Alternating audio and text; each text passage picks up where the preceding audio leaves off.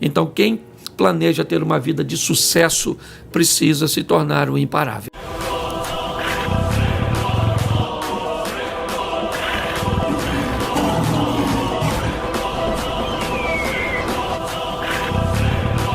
Bom, para mim foi muito difícil realmente, porque eu cheguei trazendo, vamos dizer, meio que uma modalidade de transmissão do evangelho nova, né?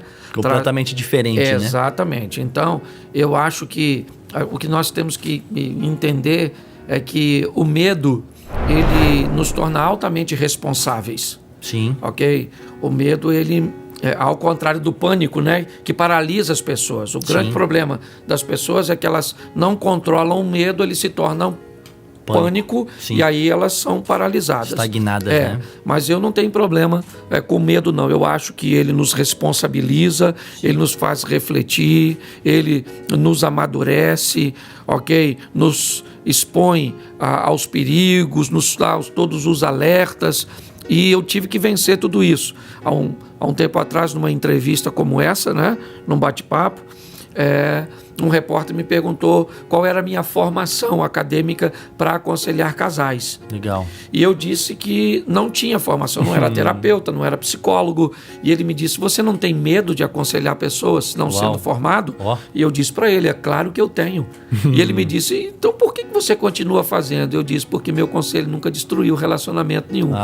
Então às vezes a pessoa é extremamente ruim, mas ela faz uma observação boa, porque todo tolo tem seu dia de sábio e todo sábio tem seu dia de tolo. Olha aí, ó. Às vezes você pega um tolo num dia de sabedoria e um camarada que não ensinou nada para ninguém pode te dar uma grande lição. E às vezes você pode pegar alguém que passou a vida inteira ensinando os outros e encontrar com ele num dia que ele se tornou um tolo e te feriu de uma forma tão grande. Então nós não devemos avaliar pessoas apenas por um momento. Isso tem destruído muitas pessoas. Eu vou de boa com isso, né? Sim, eu já passei mais da metade da vida, estou com mais passado do que com futuro, então eu não posso me abater com isso.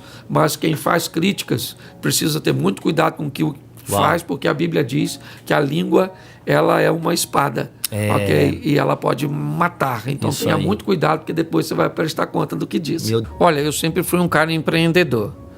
Então, apesar de entender que ministério não é uma profissão, eu olhava para o ministério como trabalho, porque foi essa palavra que eu recebi de Deus, que eu ia viver disso. Então, quando eu cheguei na igreja, a primeira coisa que eu vi era para quem eu poderia falar. Legal. Então, eu descobri que eu poderia falar para jovens, para adolescentes, para crianças, para mulheres, para homens, para liderança. Sim. Então, se eu preparasse um produto, ou seja, uma palavra, eu poderia ir numa igreja 5, 6, até 10 vezes no ano. Sim. Ok? Isso ampliava o meu leque de produtos ministeriais para atender uma demanda cuja qual Deus me colocou para trabalhar. Sim. Então, eu fiz isso. Depois ainda entrou essa questão da popularidade e da crise familiar. Eu comecei a falar para casais, para a família. É uma identidade muito forte do pastor hoje, né? Isso aí. Quando eu ganhei uma visibilidade grande na internet, eu me tornei alguém de sucesso. Mas eles também têm como medir isso.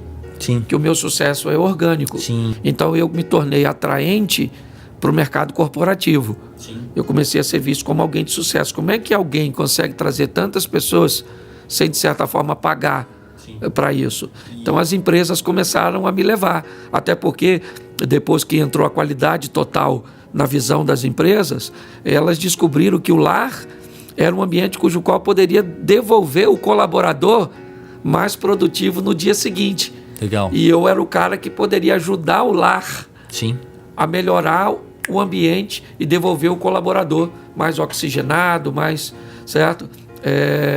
Em condições de produzir. Muito bom. Então aí eu entrei para o mercado corporativo dando palestra. Que tanto a vida, né? Porque o que a vida faz? Ela traz para perto de você pessoas que são melhores que você em algumas áreas. Sim.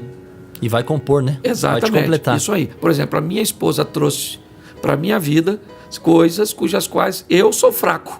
Uau. Certo? E eu acrescentei na vida dela coisas na área que ela é mais fraca, mais frágil. Então eu acho que o que um pastor precisa entender é ter a sensibilidade de olhar que Deus vai mandar muita gente para a equipe dele. Sim. Que são excelentes, certo? Em áreas que ele é fraco, como mídia, Sim. Como púlpito. Às vezes o pastor é fraco de púlpito. Sim. Então Deus vai mandar para a igreja dele bons pregadores. Automaticamente o diabo vai mandar também. E a Bíblia diz: bendito é aquele que vem em nome do Senhor. Antes de você perguntar quem é que está chegando, é melhor você perguntar quem foi que te enviou. Eu acho que tudo, para começar bem, né, tem que começar com planejamento. Certo? Seria muito bom se todo mundo fizesse um planejamento para se casar. Ok? Porque aí você começa na planta e no terreno, onde você vai descobrir que tipo de solo é. Sim. Certo? E nele, que tipo de construção você pode fazer. Legal. Tá certo? Então, se nós tivéssemos isso como prática, seria, né? Mas grande parte das pessoas que se casaram, que estão aí nos assistindo, nos ouvindo... Não fizeram isso. Não fizeram isso. Então, na verdade, você vai precisar de uma reforma, de uma adequação. Então, eu acredito que algumas coisas que facilitam bastante, primeiro, é um alinhamento de expectativas. Boa.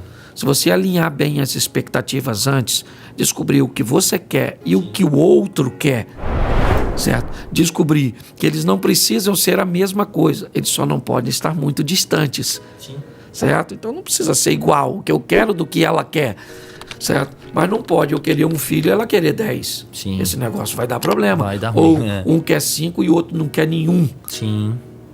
Ok? Já avalia a planta antes aí, ó. Quem tá ouvindo, né? Já... Então eu acho que fazer um alinhamento de expectativas é fundamental.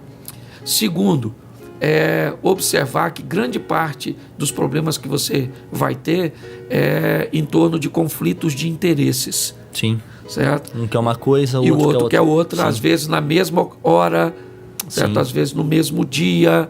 Então é muito importante você olhar esses conflitos de interesses, como é que eles funcionam. Depois você precisa entender que todos os interesses de uma família, eles precisam ser supridos. Porque se alguém não tiver o seu interesse suprido, ele não se sente parte do todo.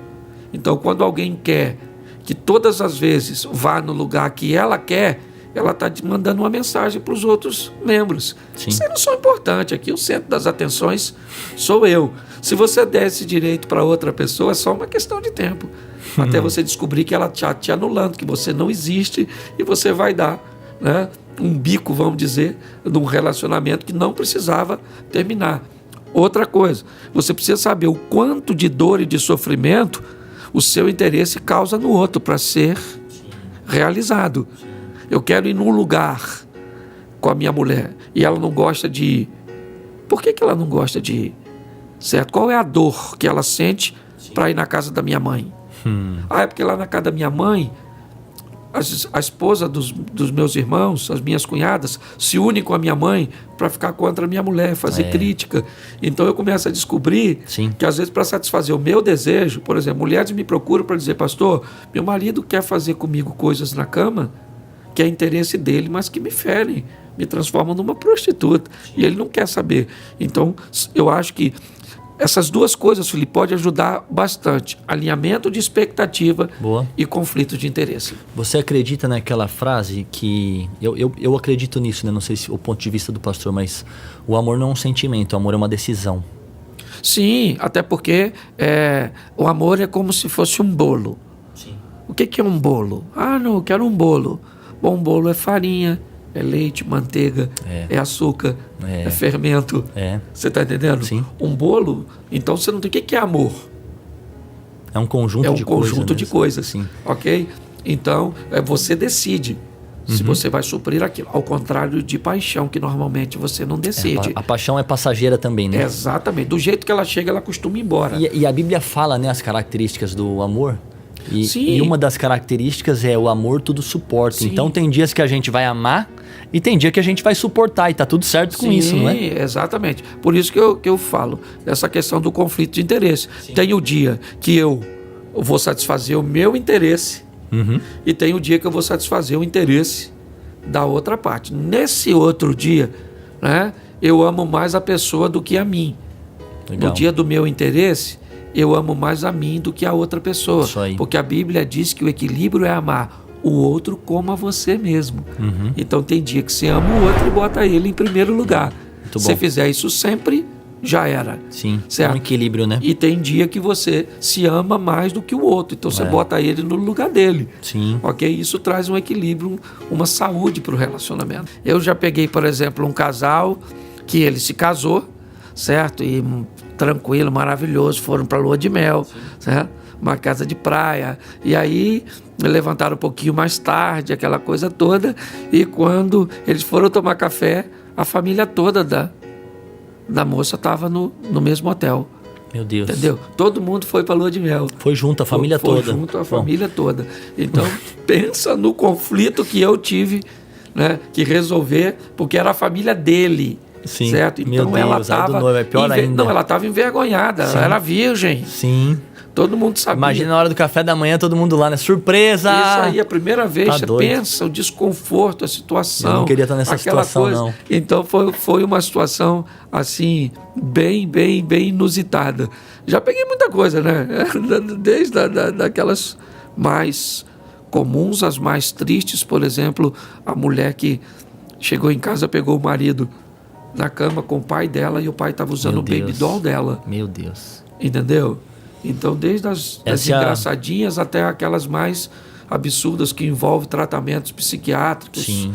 Ok? E essa é a parte desafiadora do ministério, né, pastor Cláudio? Porque às vezes a gente sempre se prepara para o melhor, né? Sim. Então aconselhar uma situação como essa do café da manhã não é tão constrangedora.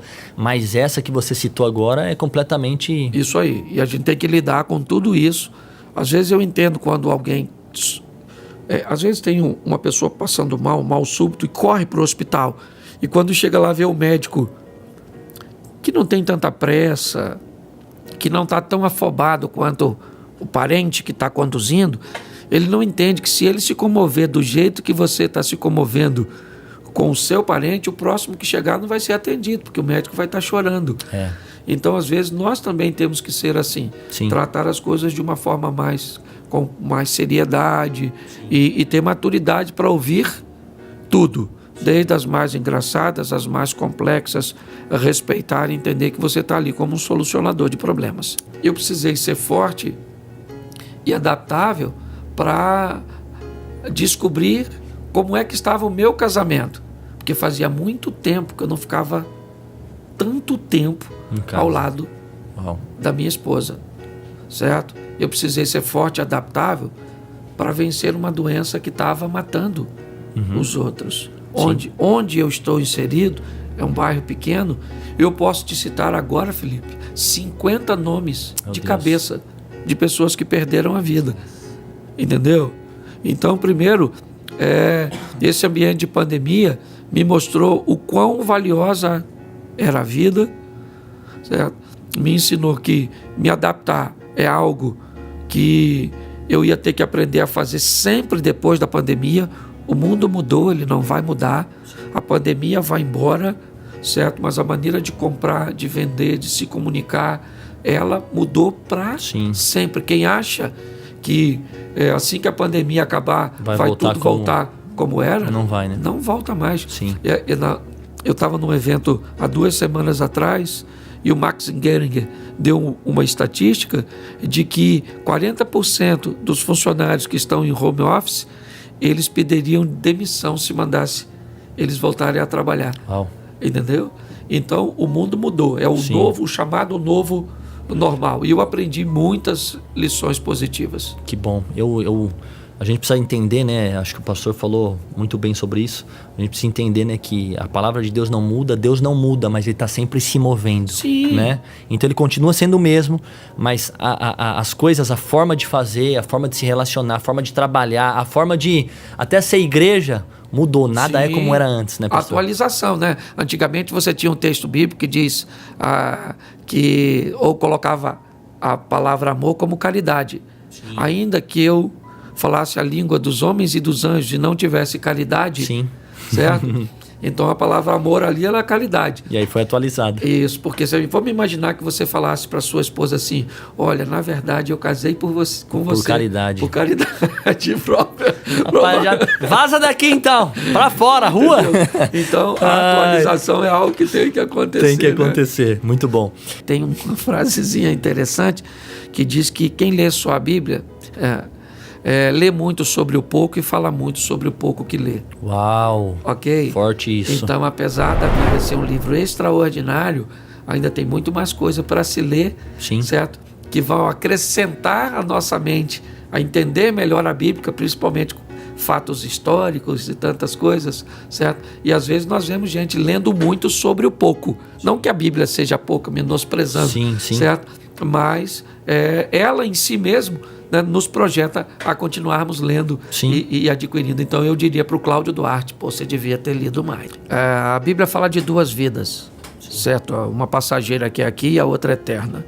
Apocalipse diz que aquele que vencer não sofrerá o dano da segunda morte, o que indica que tem duas mortes, e se tem duas mortes, tem duas vidas, certo? Aquela que sai desse corpo e a vida eterna, certo? Quando eu olho para isso, eu vejo a preocupação de Deus com duas coisas: a aceitação, que é entrar no reino que Ele tem preparado, e resultados.